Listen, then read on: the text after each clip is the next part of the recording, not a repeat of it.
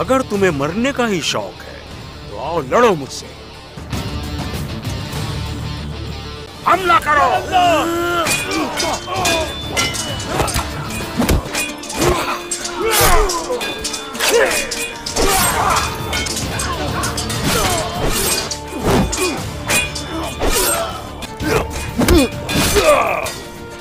लानत हो तुम पर, अब मेरा राज खुल चुका है। क्या दफना दिया मेरे घोड़े को? जी उन्होंने दूसरे घोड़ों के साथ दफन कर दिया। आपको उदास नहीं होना चाहिए। फिक्र की बात नहीं, ठीक हूं मैं। ओलोफेरा, क्या आप ठीक तो हैं? ठीक हूं मैं, शुक्रिया तुम्हारा। ठीक हूं, देख सकते हो। गोंजा कैसी है? अल्लाह का शुक्र वो अब ठीक है। उन्होंने आपके घोड़े को मार डाला और मैं जानता हूं ये वक्त कितना मुश्किल है आपके लिए। मेरा दुख बस वक्ती है, खत्म हो जाएगा।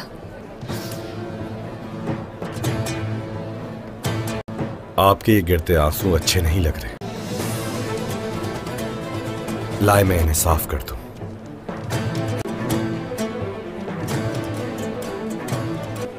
जानता हूं मैं, वो घोड़ा आपके लिए बहुत अहम था। उसके बदले एक घोड़ा देना चाहता हूं मैं। शुक्रिया इसके लिए, कबूल नहीं कर सकती मैं। अगर घोड़े की जरूरत पड़ी तो खुद खरीद सकती हूँ मैं, इसलिए मेरी फिक्र मत करो। चलती हूँ मैं।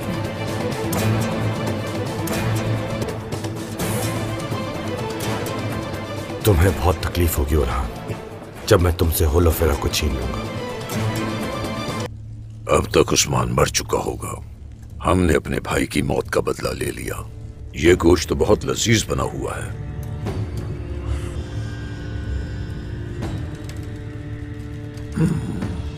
मैंने अभी तक इंतकाम नहीं लिया। जब तक उन तुर्कों को इस सरजमीन से निकाल ना दूं मैं, सुकून नहीं आएगा मुझे। जनाब, एक सलीबी आदमी आया है।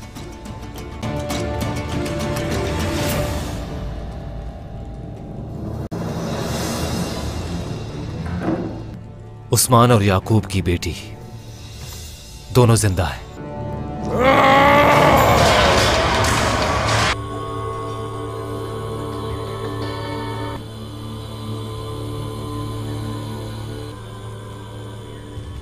उनके लिए जहर का तरियाक तलाश करना नामुमकिन था। वो बहुत होशियार है। मैं भी बेनकाब हो गया उस्ताद गिरा।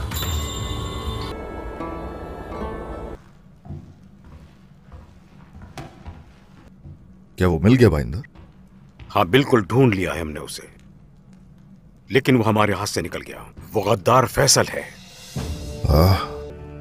वो तो सलेबियों का आदमी है। मैं इन्हीं बातों की तस्दीक कर रही हूं। उसके घर गया था, वहां हम पर हमला हो गया।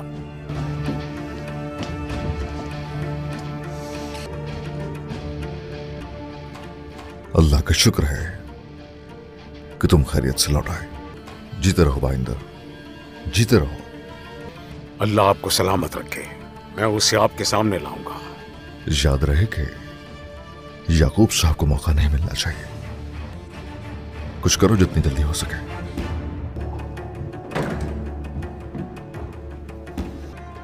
मैं उस मंगोल का सर नहीं काट सका, लेकिन मालूम है कि वो कहां है।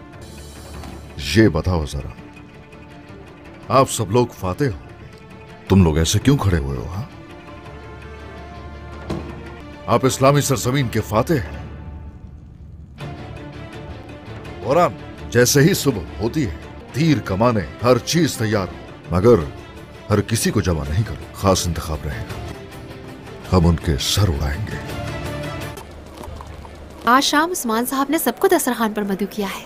याकूब साहब से बात करके आपको आगाह कर देंगे।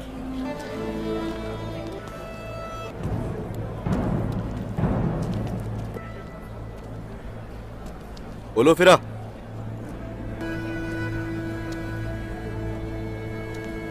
मेहमत मुसलसल इर्द गिर्द घूम रहा है तुम्हारे, लेकिन मुझे ये अच्छा लगा कि उसे रोक दिया तुमने। और तुमने क्या किया औरहान? तुम्हारी वालिदा ने तुम्हारे लिए दुल्हन का इंतखाब भी कर लिया है और बाजार में ऐलान भी कर दिया है। तुम्हारी वालिदा मुस्तकिल उसकी तारीफ कर रही थी, तुम खामोशी से सुन रहे थे।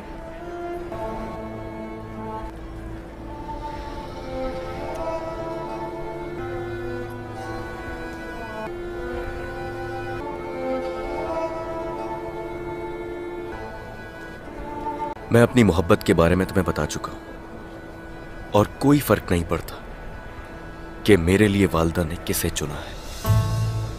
मेरे दिल में अगर किसी के लिए जगह है तो वो सिर्फ तुम। अल्लाह आसानियां पैदा करे। होलोफेरा, आज शाम महल में जश्न मनाया जा रहा है। तुम आओगी तो मुझे अच्छा लगेगा, ठीक है?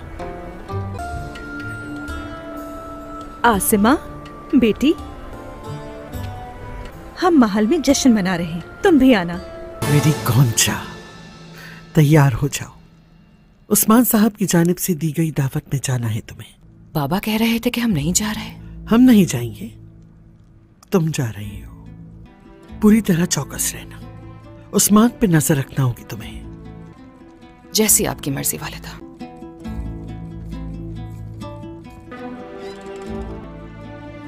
या अल्लाह मदद।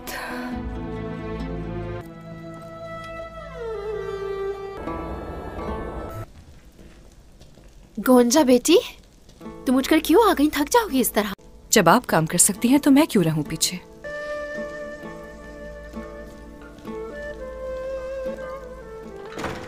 ऐसा लगता है कि तुम गोंजा को नहीं छोड़ने वाली। दरअसल ये जानना है मुझे कि अपनी माँ की तरह उसका रवैया भी तल्ख तो नहीं है, मगर आसमा भी पसंद आई है मुझे। इखलाक की भी अच्छी है। अगर औरहान राजी हो गया तो जोड़ी खूब जमेगी।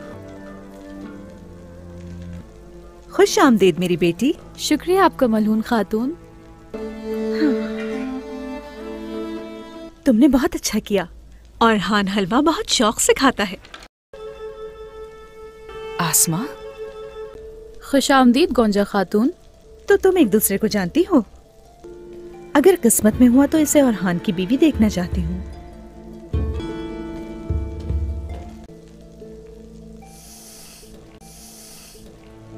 औरहान,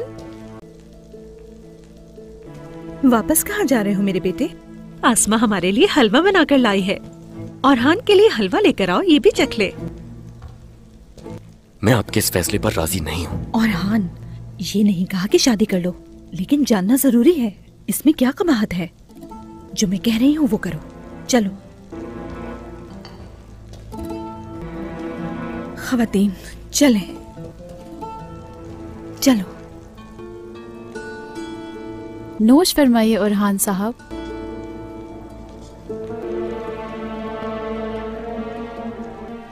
क्या आपको अच्छा लगा?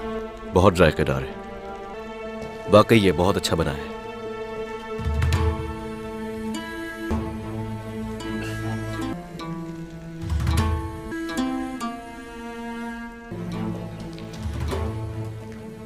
उन्होंने आपको देख लिया है, आपको कमजोरी नहीं दिखानी चाहिए। अगर वो मेरे साथ खेल खेलना चाहता है, खाने का लुत्फ उठाओ। सभी लोग यहाँ पर मौजूद हैं। आपको सेहत याद देखकर खुशी हुई गोंजा खातून। शुक्रिया तुम्हारा होलोफेरा। खुश आमदीद होलोफेरा, लेकिन आपको जहमत करने की जरूरत नहीं। हमने आपको पहले तो कभी नहीं देखा। मेरा नाम आसिमा है। मैं होलोफेरा।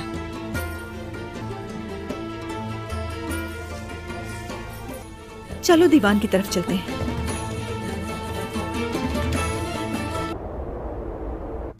बाबा, मैं आपसे बहुत शर्मिंदा हूं। ये एहतियाती तदाबीर इख्तियार करने के बावजूद हुआ। मेहमत, मंगोलों को हमारे सरों पर मुसल्लत करने वाला उस्मान था। ये सब बातें हो चुकी हैं। क्या मतलब? जहर कोताई अब से उस्मान के साथ रहेगा, लेकिन वफादारी सिर्फ हमारी करेगा। क्या मैं अंदर आ सकता हूं? हाँ, आ जाओ। जहर कोताई,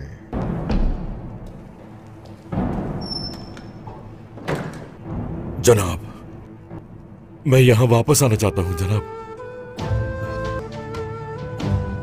अपनी बीवी और बच्चे के साथ यहां आना चाहता हूं जनाब।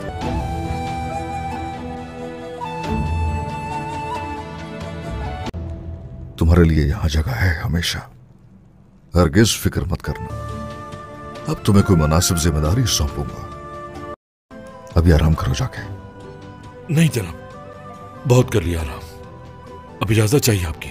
ताकि मैं औस के साथ मिलके काफिरों के खिलाफ जंग लड़ सकूं। माशाल्लाह मेरे सिपाही, ये हुई ना बात, फख्र हो।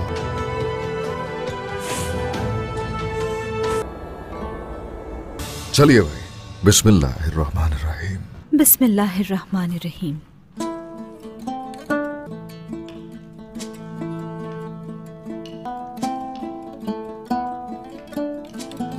गौंजा बेटी, अच्छा किया कि यहाँ आ गई।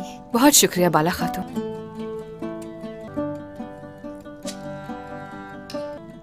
आसमा कासिम साहब की बेटी है उस्मान साहब। इसने हमले के दौरान मेरी जान बचाई थी। माशाल्लाह माशाल्लाह।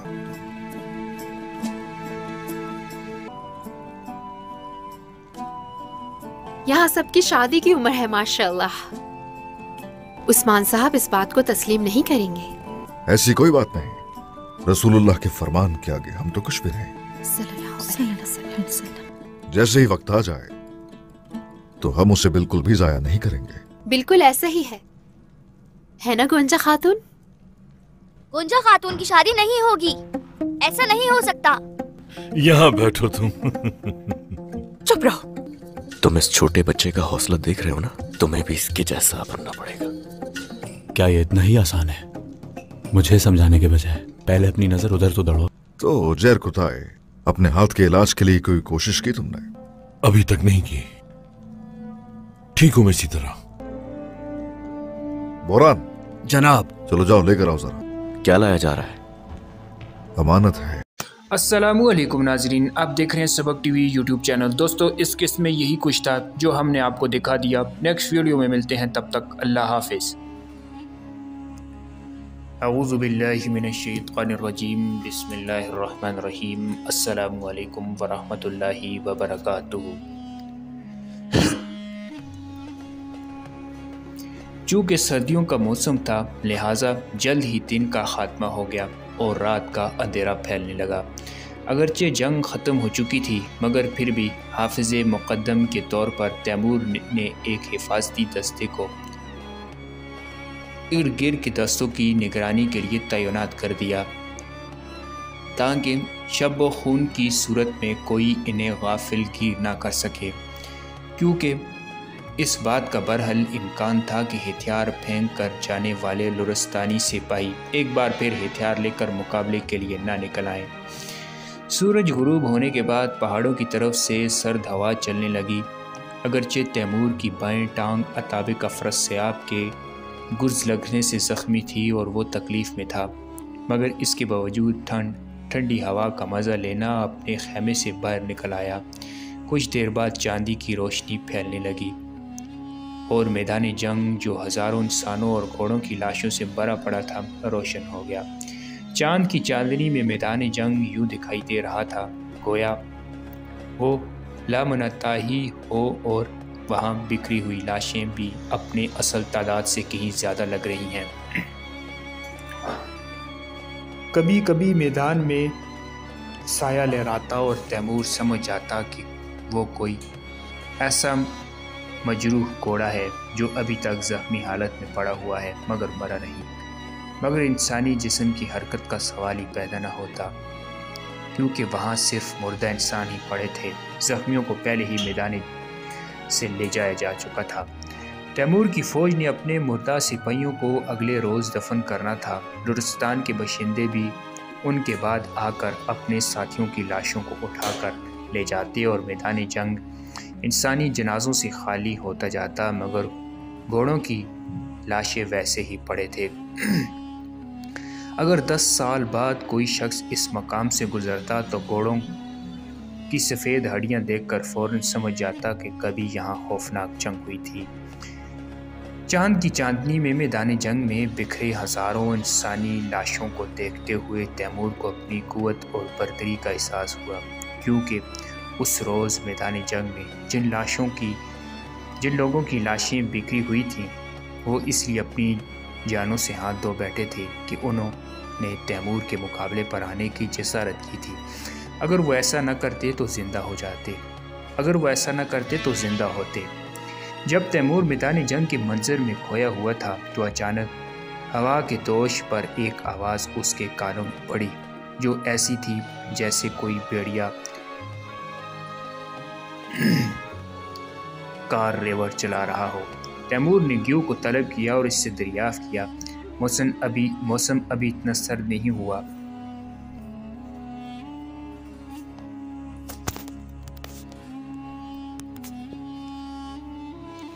भेड़िए रातों को निकल कर यूं चीखने लगे। क्या ये वाकई भेड़ियों की चीखने की आवाज़ है? ग्यू कहने लगा, नहीं मेरे अमीर, ये आवाज़ें दरअसल लोर्ड सिपाहियों की हैं जो आहू जारी कर रही हैं। तैमूर ने दरियाफ्त किया, ये किसका मातम कर रही हैं? ग्यू कहने लगा, वो लोग पहाड़ी के नीचे जमा होकर मातम कर रहे हैं। दरअसल उन्हें अपने घरों को जाने की हिम्मत नहीं हो रही, क्योंकि इनसे पूछा जाएगा कि उनके होते हुए अताब का फरसयाब कहाँ गया। अगर वो मारा गया तो इसका जनाजा क्यों नहीं लाए। इसलिए वो लोग अपनी बेचारगी का मातम कर रहे हैं। तैमूर ने कहा, लुरस्तान के सिपाही इंतहाई बेखौफी से लड़े और ऐसे ही